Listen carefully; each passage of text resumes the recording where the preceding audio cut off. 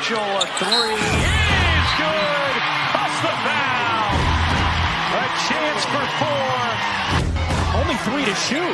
Gonna have to make something happen. Clark through the lane, reverses it in. Post feed. Boston. Oh, beats the clock. Wow. Indiana will reset. Clark, fire away. You bet.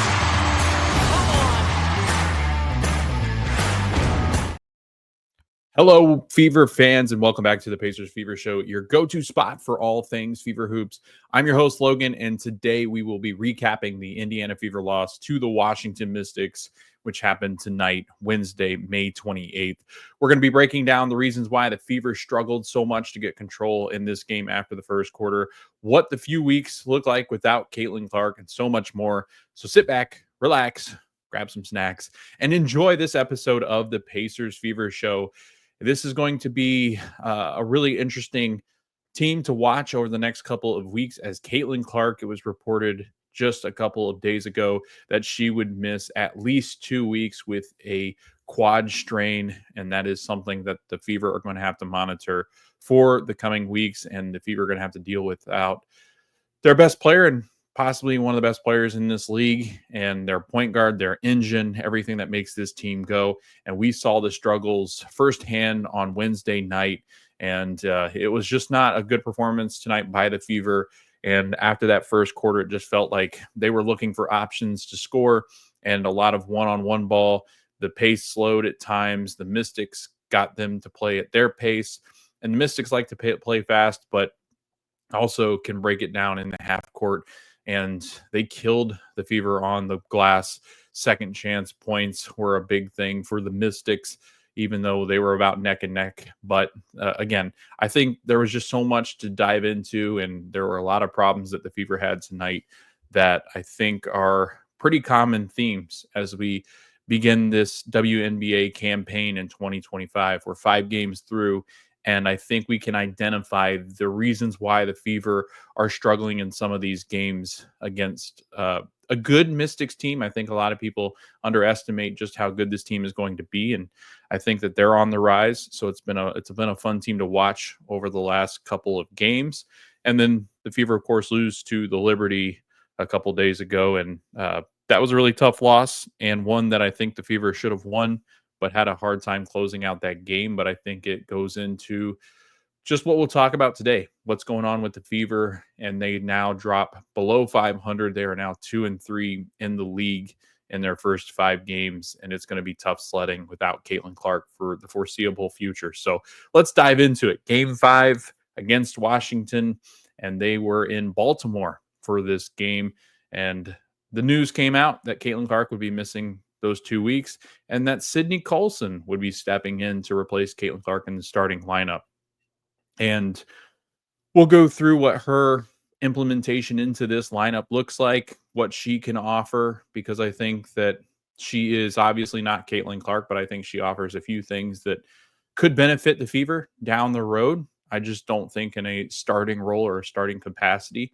Obviously, this is a nice veteran to have on the bench just to keep your offense somewhat rolling. But I felt like at times in this game, a lot of times in this game, that Sydney Colson and Sophie Cunningham really had a hard time igniting this offense and getting them going. And there was just a whole lot of dribbling around. And it wasn't until Kelsey Mitchell really started to get more of the ball and handling the ball that the Fever started to get an offense going somewhat. But we'll talk about that, what it means going forward, because the implications of a Caitlin Clark 2-week stretch where she's not going to play for this team could be rough, to say the least. So again, the Washington Mystics come into this game having won more than I think other people thought they would. They were 2-3 coming into this matchup against the Fever, but had played extremely well against a lot of teams in the WNBA that are considered some of the better teams in this league, the Fever being one of them. They played a really good game against the Aces that they lost.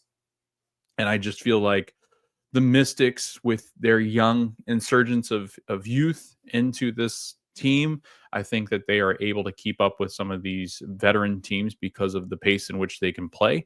They've got great scorers on this team, and I think it was something watching tonight's game that you really notice that this team is just a bunch of people that are hungry to get the basketball on the rebound, in the paint, and they've got some problems coming for a lot of different teams in this league because two of their rookies are two of the best rookies, I think, in the WNBA. So we will talk about them as well. But again, like I said, let's just jump into that summary right off the bat. Washington 83, Fever 77. The starting lineups for both teams. The Indiana Fever started Sydney Colson in place of Caitlin Clark. They went with Kelsey Mitchell, Lexi Hull, Natasha Howard, and Aaliyah Boston. The Mystics go with Sug Sutton at the point, Brittany Sykes, Sonia Citrone, Kiki Irafin, and Stephanie Dolson. And this game was played at Baltimore, in Baltimore. It was a sellout. The Mystics are actually having a lot of renovation done on their current venue, which is Capital One Arena. So they're going to play a few games in Baltimore this season. They're playing 4. And the Fever will visit Charm City in September, so they'll play another game in Baltimore, but also the Mystics will host 2 other games in that arena as they do some renovations, and it gives the crew a lot of time to work on the upgrades that they're making to Capital One Arena as the Mystics go on the road and are not using their home facility for some of these matchups. So that allows the team to really get to work and make that stadium better. So that's why the Mystics, not only because of Caitlin Clark, but because of the renovations happening, but they play in Baltimore. There were over 11,000 people in the stadium for tonight's game. A lot of Indiana Fever fans, a lot of Caitlin Clark jerseys. Caitlin on the bench and flew with the team out to Baltimore, was there to support her team. It was actually said that she was going to sit near the coaches and Stephanie White and observe the game from the spots in between the coaches, just so she could hear the conversations and be involved in the conversations, but also get a perspective, I think, that Caitlin's never really gotten before. This is the first time that she's been injured in her college and NBA career where she's had to sit out a game. And I think you can learn so much. Tyrese Halliburton did the same thing. If you're a Pacers fan, he did the same thing where when he's out injured, he likes to sit amongst the coaching staff because you can have conversations mid-game. You can talk about what you see with not only the head coach, but the head assistant coaches. And I think it really benefits a player just to get that perspective. I think there's an appreciation for what your teammates do when you sit the bench when you're hurt. I think there's an appreciation for the conversation that happens between coaches, and you can hear the dialogue as the game is going on live and in real time. And I think that benefits especially a young point guard whose role is to operate this offense the best that she can. And I think that will benefit Caitlin going forward in this season and in her career is, times that she has to miss playing time, that she gets to sit with Stephanie White and have those real conversations.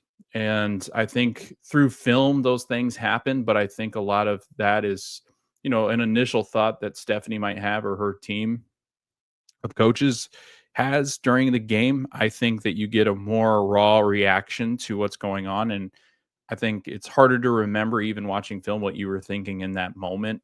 But when it's live and it's happening and Stephanie White turns and says, this is what you see how this isn't working or how this is working and how, this is something you do and this is something you do that's positive. This is something that you do is negative that you could, look at Aaliyah Boston and the way she's setting up screens, look at the way she rolls to the basket. Maybe you didn't see something from the perspective that you are on the court.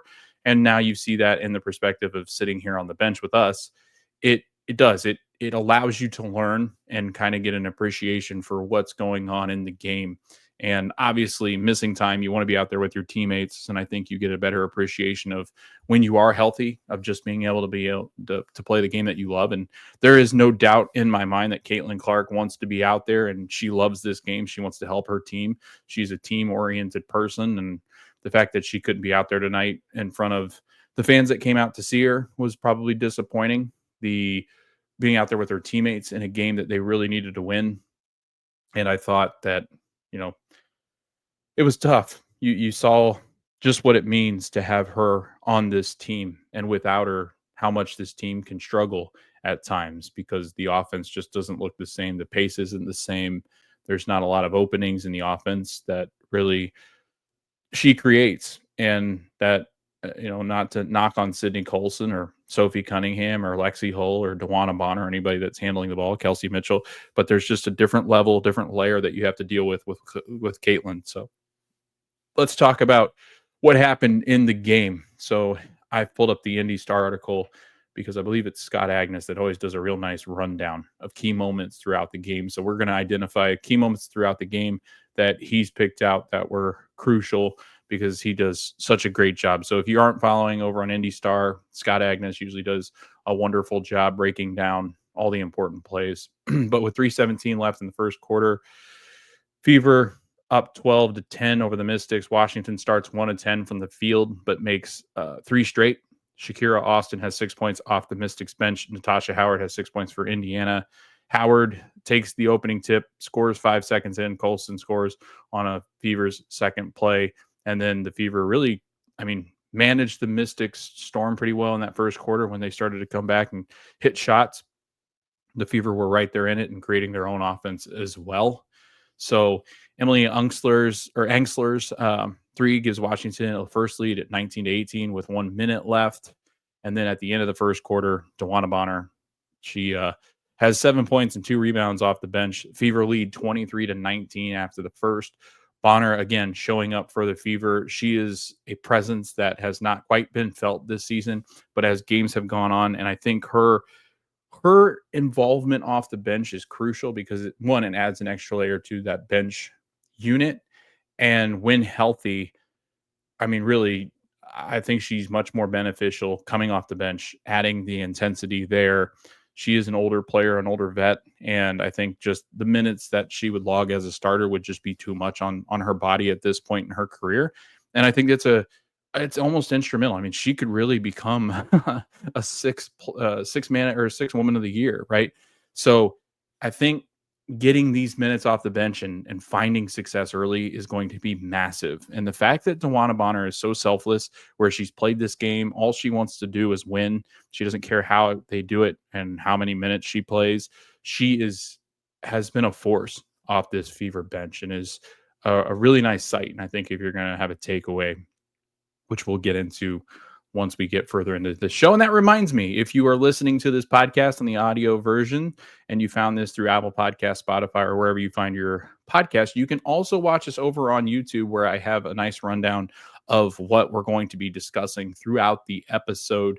And right now we're in the rundown. We've gone past the Caitlin Clark update, which is the 2+ weeks with the quad strain. And now we're into talking about the Washington Mystics and what they did right in this game, because I felt like after the first quarter, the Mystics really started to impose their will offensively and scoring more points in the paint. The Fever stuck with them for quite a bit, but once the second half comes to an end, the first half comes to an end, you could start to really feel the momentum shaking and shifting towards the Mystics, and the Fever offense just kind of went cold and stagnant. So in the second quarter, with 5:27 left, Fever lead 32-29. Kelsey Mitchell gets an and one to put Indiana up, and she gets in that and one to put them up 5 when it was 32-29. So she is starting to let the Fever pull away from the Mystics. They had a nice advantage going in to that last 5 minutes of the second quarter, but the Mystics stay right with them. And with 2:41 left in the second, Fever lead 35, Mystics 34. Natasha Howard has 10 points and 5 boards. Dewana Bonner has 9 points, and again, an absolute force off the bench. And they're feeling pretty good about where they are heading into halftime, because Natasha Howard and Dewana Bonner are really starting to lead this charge. However, that being said, they are the only 2 Fever players with more than 1 field goal. Shakira Austin, though, this is when you started to feel the game change. And Shakira Austin at halftime has 13 points to lead the Mystics. Sonia Citrones and one with 101 left gave Washington a 42-39 point lead. And the Mystics hold on to have a halftime lead of 4. I feel like in this moment, you really did start to feel that they were losing the momentum, because Shakira Austin was getting everything that she wanted in the paint. Sonia Citrone's offensive ability and just the size of that player as a guard, I think it just created such a mismatch because she's got people like Lexi Hull, even Sophie Cunningham and Kelsey Mitchell struggled to defend her at times. I feel like she just has a great advantage and she knows how to score. The fact that she was the third best player on that Notre Dame team last year is just insane to think about. But I mean, a lot of people passed on the opportunity to be able to get Sonia Citrone, and I think they had some players that were traded in the big trade that happens to bring the Mystics the third and fourth pick to be able to get Citrone is it propelled this team to, I mean, you get Kiki Irifan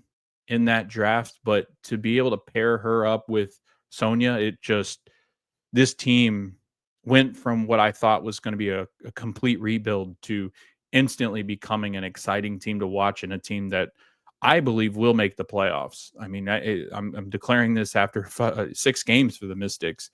This is a good team, and the size they have, it just, the intensity they play with, the pace they play with, like they are well coached as well. It just, it's all coming together. And I think that they could even be a team that looks to even add some pieces and could be an absolute force in the playoffs. And I don't think any team really wants to play them in a, 5 or 7 game series. I think it could get really tough for the opposing team because this is a rookie class for them that don't seem scared of any of the moments, and they've got some really great depth as well, and we'll talk a little bit about that too. But yeah, at halftime you started to feel this weird shift in the momentum. 4:52 left in the third quarter. Mystics lead 52 to the Fever, who have 48. Leah Boston, who had 3 points at halftime, has 2 baskets early in the quarter. Kelsey Mitchell is 2 of 8 from the field. There were a lot of times where, I mean, she hit a 3 in the third, but there were a lot of times where she was taking shots out of the rhythm of the offense, a lot of ISO and pulling up into shots off the screen. She threw up a couple 3-pointers, and I felt like, and Kelsey Mitchell is a very good player, but there were just moments tonight where they were taken out of the flow of just a really good offense in that third quarter too, especially that Kelsey Mitchell, stagnates the basketball some, and it's not the type of basketball the Fever are used to playing because there's usually a lot of ball movement, especially when Caitlin Clark's out there, where Aaliyah Boston's getting involved. Kelsey Mitchell's not necessarily having to create her own shot. And a lot of it has to do with it's not all Kelsey's fault where she was taking these on, easy open shots and she was just missing them, or she was creating great offense on the dribble. It was because the offense couldn't get going with Sydney Colson at the point or Sophie. I mean, even at times Lexi Hull had an opportunity to handle the basketball. I just felt like Sydney Colson, or sorry, that Kelsey Mitchell put a lot of pressure on herself to be the girl in the game, and I just feel like it just didn't have the impact that I necessarily think that she thought it was going to have, and missed shots. And to go 2 of 8, it just, she went cold. The offense went cold. They weren't scoring points. They went possessions without scoring. Mystics were having their way with Brittany Sykes really leading that charge. She had 12 points, 6 rebounds, and 4 assists at the end of the third. And she started to come alive, but they were just getting shots from everywhere. I mean, Lucy Olson was hitting hit a couple threes that gave the Mystics the 3-point lead at the end, or sorry, the 7-point lead at the end of the third. And again, like I said, this Mystic team had some great depth coming into this that I thought could be a problem, could pose an issue for this Fever team. And I kind of want to go through the box score now because I think this is a good point to mention just how impactful some of those bench players were. So you had Jade Melbourne, who had 3 points, but I thought was an absolute factor defensively at times. She did some things tonight where she got into the grill of Natasha Howard, Lexi Hull. Like, she was all over the floor. She was guarding mismatches at times. And every time it just seemed like she had the edge. I mean, stopping Kelsey Mitchell, it just felt like she was not going to allow any of the Fever players anywhere near the paint. And I thought had a huge impact defensively. She was a +5 tonight, but she had 3 points. Aaliyah Edwards, who I thought was really good on the boards and then added some points and was a +9, who had the best plus minus on the team.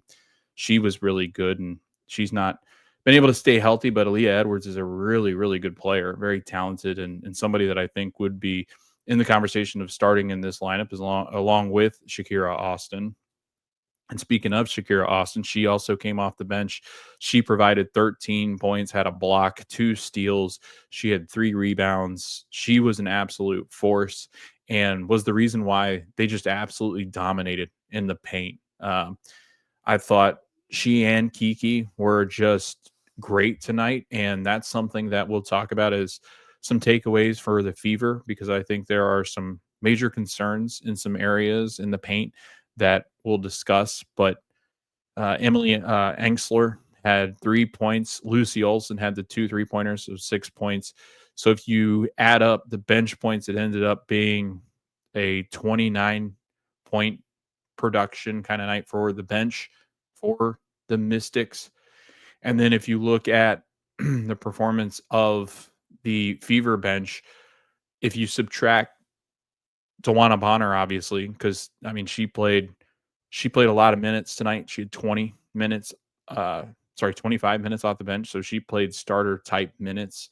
And really, because Natasha Howard was not as effective in this game, she had 5 turnovers. Natasha did. She was not good in this one. Uh, Bonner was adding a lot more defensively and on the boards. So they kept Tawana Bonner in with Aaliyah Boston at times. And Bonner has 21 points, but really, I mean, I'd say she played more of the starting role, and Sydney Colson found her way to the bench quite a bit in this one because she split a lot of time in point guard duties with Sophie Cunningham. But you take out Tawana Bonner from the bench scoring, the only other 2 that had any impact off the bench, and the only 2 that really I thought had a spark were Sophie Cunningham and Dantas. Dantas had 6 points. I thought she was good tonight, but they added her in because the size of the Mystics was just an issue and a problem in the paint. And defensively, the Fever couldn't get anything. They couldn't get any kind of stops in the paint against the size of the Mystics. The shooting ability of Kiki Irfin and Stephanie Dolson was causing problems because she's a physical player who presents a challenge with her size. Sonia Citron had 8 rebounds from the guard position. Sykes had 9 rebounds. They were just more aggressive. I mean, those are 2 guards that were just so much more aggressive than the Fever guards in rebounding the basketball. It wasn't a team effort. The Fever just struggled mightily to try to get anything positive going for them, especially in the on the glass. And you just felt the presence of the Mystics and that intensity, that physicality, where the Fever were pretty much lacking it all night. I really felt that way. I mean, Tawana Bonner was the only one adding any kind of physical force. Aaliyah Boston did at times, but really I thought she struggled too.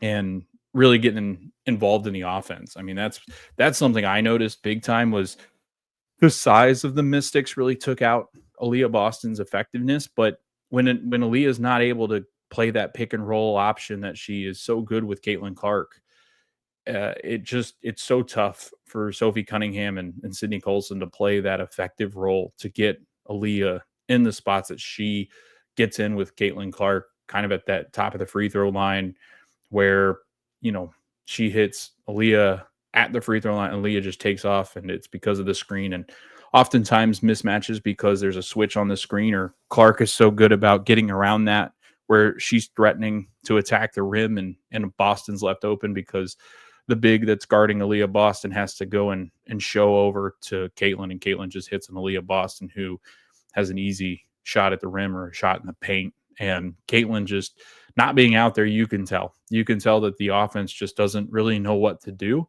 And they lean heavily on getting Kelsey Mitchell the ball because that is the next best thing, I think, as far as a secondary ball handler. But that's not Kelsey's thing. Like, Kelsey's not really known for her secondary ball handling skills. She can do it.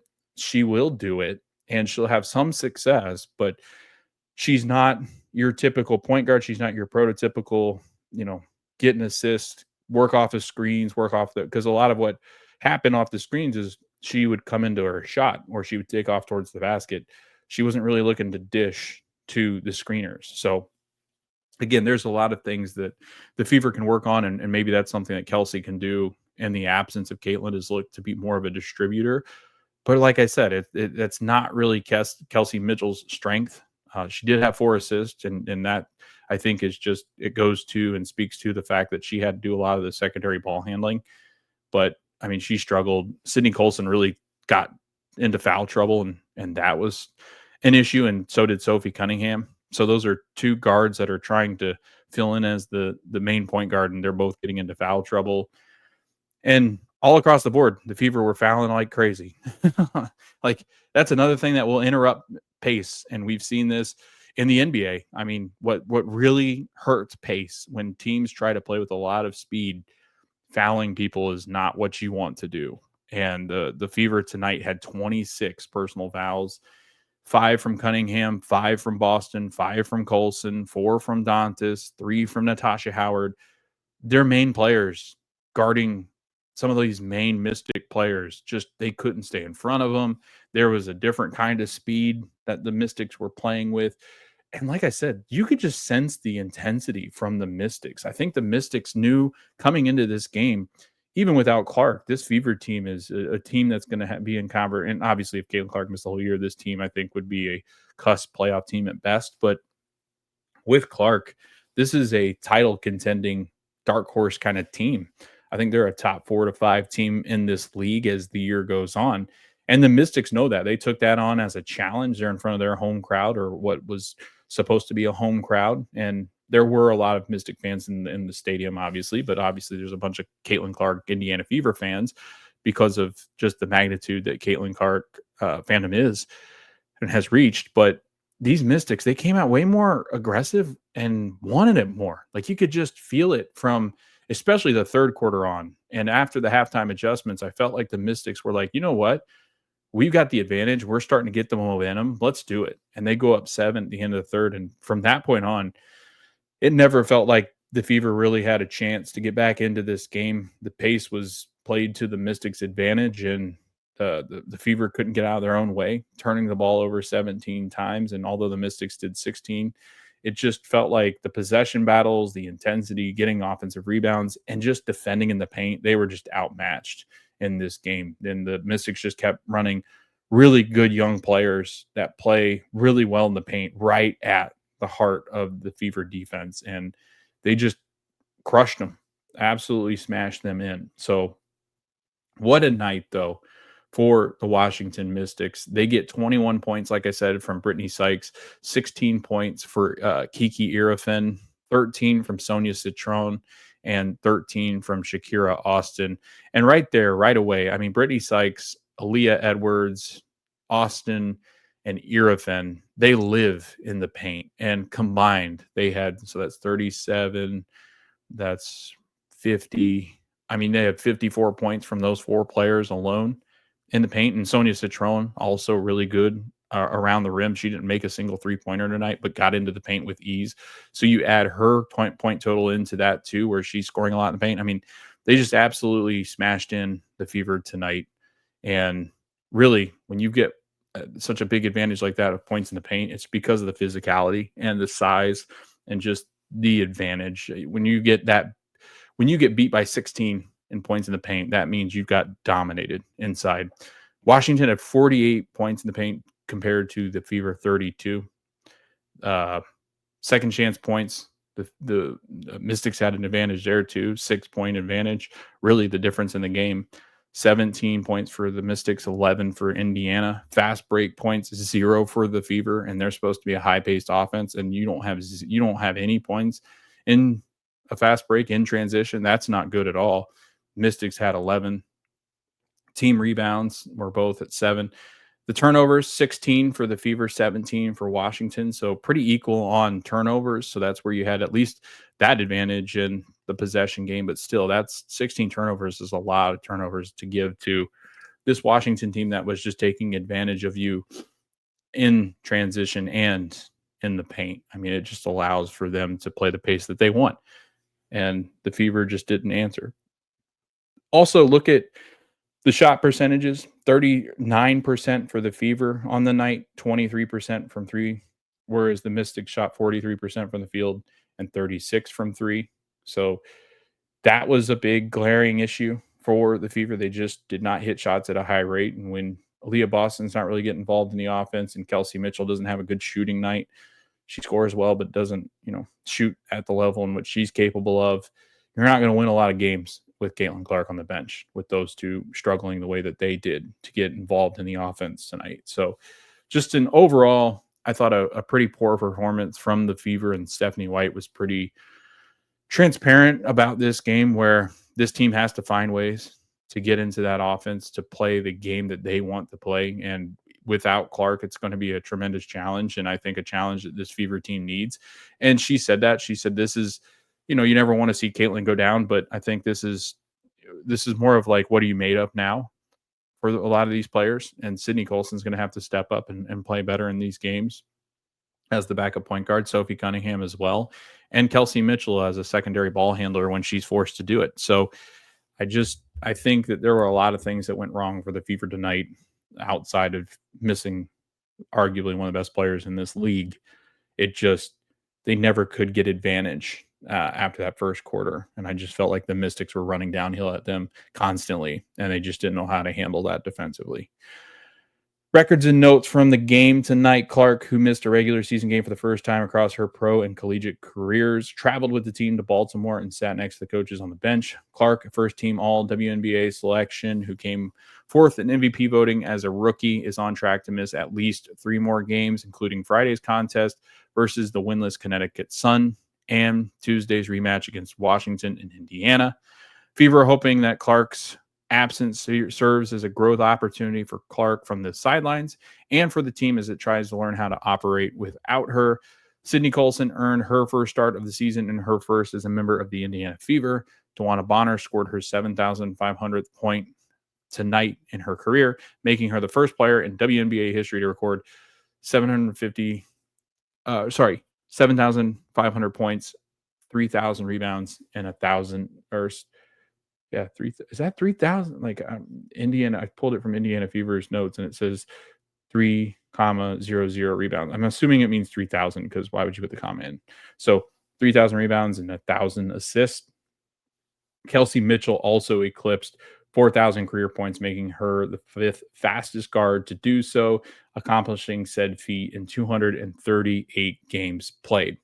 The media headlines or hot takes from this one.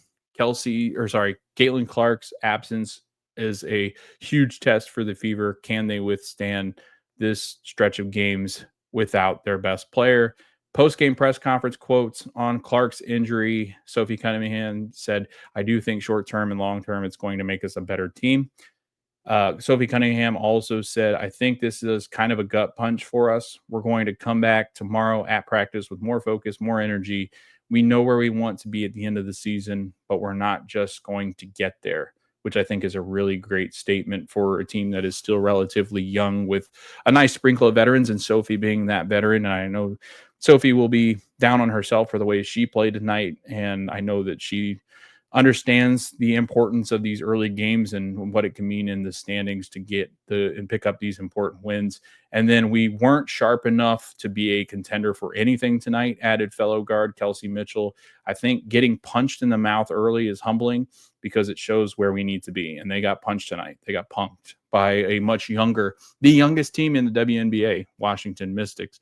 So they're going to go into this next game against Connecticut, and I think this is where you got to be really careful if you're the Fever. You've got to pick up a win against the team that is currently sitting at 0-5. Stephanie White, you steal from them. Tawana Bonner also. So they're going to be fired up. Obviously, there's not a lot of returning players for the Sun. I think there's only 2 returning players from last year's team that had a good playoff run and challenged Minnesota in the playoffs. But Connecticut's going to come in hungry for their first win. They know that there's blood in the water without Caitlin Clark and the way that the Fever played in this game against the Mystics. And what better way to do it than on their home floor, saying, Stephanie Mitchell, you left this Sun team and you left us in disarray. We're going to take advantage of that. We're going to get you back for it. Obviously, again, like I said, there's not many players left over from the roster, so most of them don't even know who Stephanie White is. But that being said, they'll do it for the fan base, and I think you're going to get a good punch from the Sun one of the better punches that they've thrown all season. And I think that they've got some good players that you're going to have to deal with, and they've got some size, and that seems to be the kryptonite for the Indiana Fever in 2025 so far. But like I said, the biggest thing for me looking at tonight's game, where it went wrong, offense goes stagnant. They just don't really look like they know how to operate yet without Caitlin Clark, and how the point guard situation is going to fix itself. I don't really think it does unless Sydney Colson plays better, which she had flashes tonight where she was playing at a good rate. And I thought early in the first quarter, she was pretty good. But after that, it just fell off the table. And Sophie Cunningham really didn't add much because they just face guarded her the whole way. And I think she struggles to handle the ball at a point guard type level at points. And it's just difficult to ask her to do that and play that role. Lacking intensity and focus. I mean, so much of offensive rebounding and defensive intensity is wanting it more, and then also focusing in on boxing out the person you're guarding and your assignment, getting to the boards, crashing the boards, but also just having the intensity and the grit to be able to battle some of these people down low. I mean, some of these girls tonight had an absolute blast playing against the Fever because there was nothing they could do to stop them in the paint. So, I mean, just incredible performance from the women tonight that the Mystics have gone and drafted, and building this team. I feel like they've done a really nice job. I'm pretty excited for them because I feel like they're going to be quietly a team that becomes quite a force in this league over the next couple of years. So they're a team to keep your eye on. And I think a really disappointing loss, but a loss that was deserved because this Mystics team is no joke. And I think the Fever know that. I think you go in expecting to beat a young team like this, and that just doesn't happen. You don't just contend by saying you want to contend. You have to go out and show that you can. So that's where I leave this game tonight, and I think they'll be much better than they were tonight because, again, I think that they've got really good talent on this roster. They've got a pretty good schedule as far as the stretch of games that they're going to play without Caitlin Clark. Like I said, the next 3 games are the ones that are in jeopardy. So that's the Connecticut Sun at Gainbridge Fieldhouse. This Mystic team comes back to Gainbridge Fieldhouse on Tuesday, June 3rd. So quite a good break there. Try to get Caitlin as healthy as possible. And then another huge break Tuesday to Saturday. They don't play again until June 7th, but I think Caitlin still misses that game too. I think they said that Atlanta game is where they maybe you hear some more news about even her being questionable. But honestly, I wouldn't be shocked if we don't see her until that New York game on the 14th of June or even the 17th against the Sun. Maybe it's the Sun because of the intensity of that New York Liberty game. And it said 2+ weeks. It wasn't a guarantee that she'd be back in 2 weeks. They didn't think of it as a major injury. And I know a lot of Fever fans are like, how come she's shooting around and she's traveling with the team when she's got a strained quad? There's a lot of injuries that you can manage to go through your daily routine and life and shoot around, and you're not really going to injure it much. I think it's the running around that is obviously the issue with the quad strain. And, they're going to be protective of Caitlin. It might not be as severe, and we don't want to question that as much, but, it might be something that's, it's a strain, yes, but it wasn't a huge concern for the training staff. They're just taking precautions to keep her healthy for the rest of the season. And this is a great stretch to do it when you play 3 teams that you should be able, to beat. 2 against this Washington team, 1 against the Sun, who haven't won a game, and Chicago, who's really struggled this season as well. So they felt like this was a good stretch because after that they play at Atlanta and then against the Liberty again at Gainbridge. So those are 2 really tough games that they would like to have Caitlin back for, and that's why they're going to take all the precautions in the world. But that's my recap of this game. Again, not a very good game for the Indiana Fever. And I think that they will be much better against Connecticut, much more focused, and you'll have the energy of the home crowd. But thanks for listening if you've gotten this far. Our next episode is going to be that preview of the Fever versus the Connecticut Sun, which take place on Friday, May 30th at 7:30 p.m. Eastern time on Ion. And if you're looking for Ion, it's on YouTube, Hulu, and Fubo. So if you have any of those, and then I believe I saw it also, if you have a Samsung TV, you get it for free on the Samsung TV app. And then I believe also if you have Amazon Prime, I think I saw it on there as a free watch. So make sure to check that out. Try to find Ion. Again, that's ION. If you're looking for the Indiana Fever versus Connecticut Sun, that's where that game will be televised. It's so difficult to keep up with WNBA because they televise them across all sorts of different streaming platforms. So make sure you're aware of where that is so you can catch the game on Friday night. We're going to need all the support that we can get. Get out to Cambridge Fieldhouse if you can. Root on these Fever as they try to get back to 500 against the Connecticut Sun, Stephanie White's old team and DeWanna Bonner's old team.